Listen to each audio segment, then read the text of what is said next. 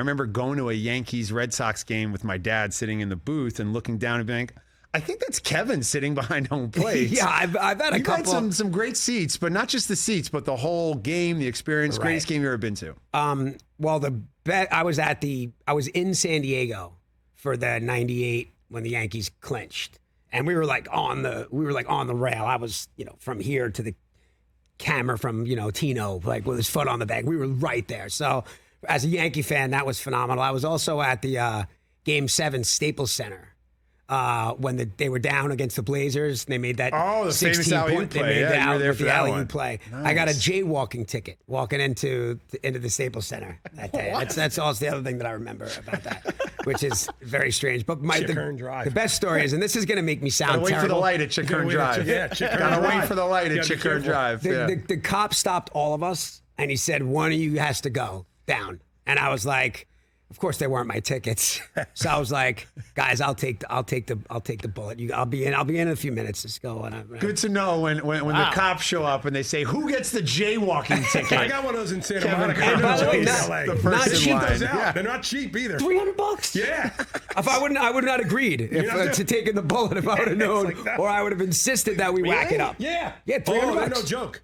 He stopped a bunch of us. $270 or something. Wow. He stopped 6 of us and gave me the ticket. $300 for a jaywalking ticket. Something crazy. like that. I'm not crazy, right? Yeah, you're right. That's about 80 or 90 times higher than the Entourage residuals checks I get once every 2 years for playing myself in the Great Gatsby episode. I get a check for about $3 every 2 years you want to hear for doing the that. terrible story? And Ben, you'll appreciate this, but it's also going to make me sound like kind of a jerk. But sure. It is what it is. Somebody tells me your residual checks are not $3? No. So, buddy of mine calls me one day, and so there's one of my favorite movies, Bridge on the River Kwai. Oh, great movie. My grandfather blew up the bridge. He was the one who on set in the side actually blew up the bridge. Yes. Okay, so I was a huge fan of. By the way, random. Wow. That's a big part of the movie. Jeez. I've known you 20. Come on, this is new to you. I know you were related to the guy that actually blew the bridge. I think that's a bigger flex than I own the bar. Exactly. That's a bigger far bigger flex than my grandfather blew up the bridge for Bridge on the River. Wow. But continue on your little story here. That's amazing. So.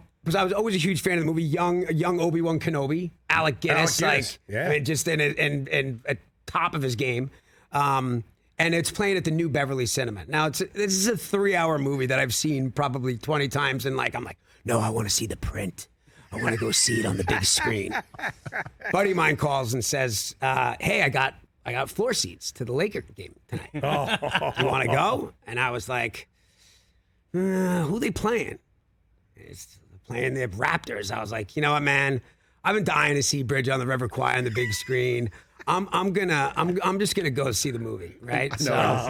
We know where this is going. I'm sitting there watching the movie. It's 87 hours long, and my phone. And this is before you couldn't do the side text. My phone is ringing. And at a certain point, I'm like, something's wrong. And then I'm like, maybe something happened, right? So I step out and I call my friend. I'm like, you all right? Is everything all right? He's like, Kobe just dropped 81. I knew where it was going. I knew right where this was going. Bridge on the River Kwai. Yeah. Seen it 700. Seen it 700 times, and I missed the 81-point game on the floor. On the floor.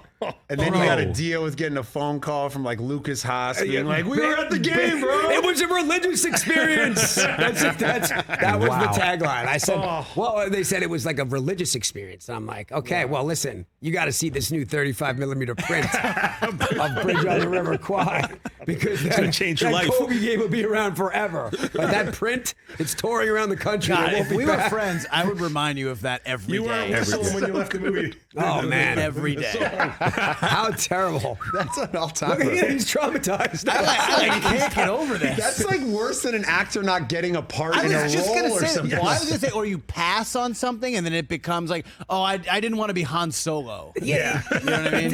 The worst thing about it is that if there's just a snobby thing to do, that it was the Raptors, right? Like, right. Raptors. Who are they playing? What's going to happen? No thanks. Want to go see Alec Guinness?